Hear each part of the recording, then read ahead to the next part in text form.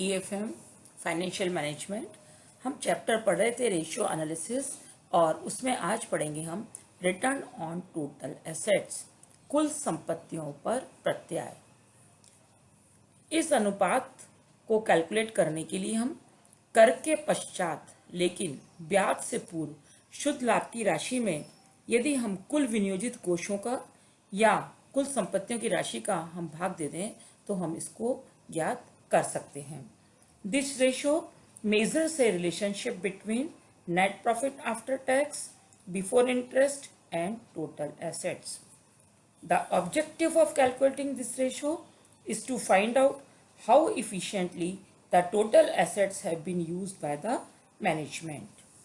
इस रेशियो को निकालने का जो फॉर्मूला है वो है net profit after tax plus interest divided by total assets excluding fictitious assets multiplied by 100।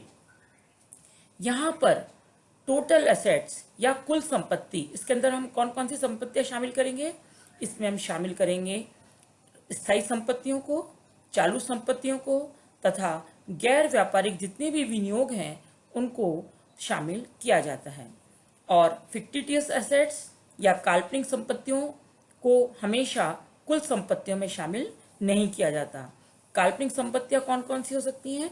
काल्पनिक संपत्तियों में आता है हमारे प्रीलिमिनरी एक्सपेंसेस, प्रारंभिक खर्चे आते हैं, इसमें विविध खर्चे मिसलेनियस एक्सपेंसेस आते हैं और debit balance of profit and loss account भी इसके अंतर्गत आता है। इसी के साथ साथ एक और एसेट्स की वैरायटी होती है, वो है हमारे इंटेंजिबल एसेट्स या अमूर्त संपत्तियां।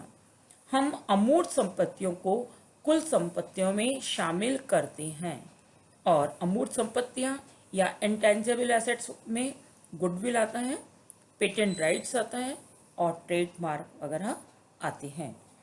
इस प्रकार से यह अनुपात कुल संपत्तियों की लाभदायकता को प्रदर्शित करता है और इसी के साथ साथ यह इस बात की भी जांच करता है कि प्रबंध ने संपत्तियों को कितनी कुशलता से प्रयोग किया है।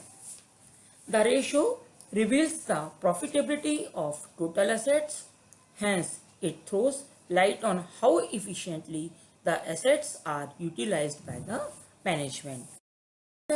किसी भी संस्था में यह अनुपात जितना अधिक होगा उस संस्था की लाभार्जन शक्ति भी उतनी ही अच्छी होगी।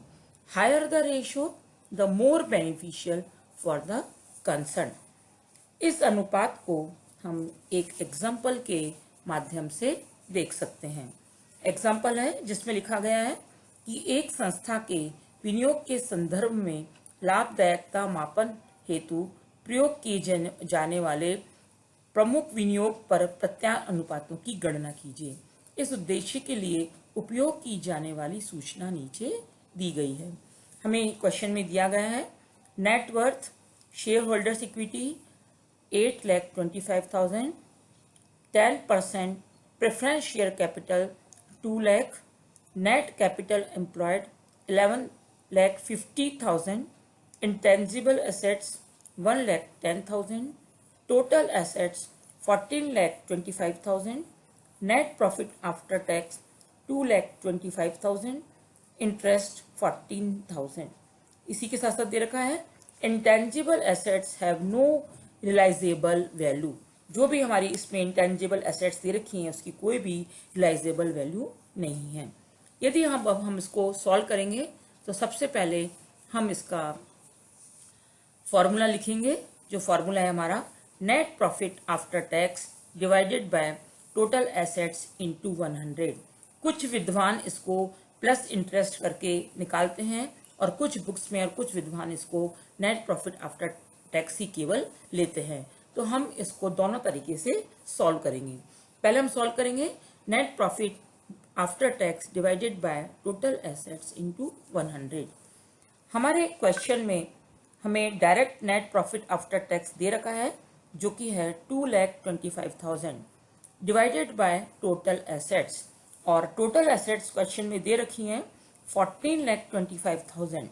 लेकिन इसी के साथ साथ हमें यहाँ पर इंटेंजिबल एसेट्स भी दे रखी हैं, जबकि हमने अभी पढ़ा है कि इंटेंजिबल एसेट्स को हम टोटल एसेट्स में शामिल करते हैं, लेकिन इस क्वेश्चन में चूंकि लिखा गया है कि intangible assets have no realisable value, इसलिए हम इसको टोटल एसेट्स में से घटा देंगे।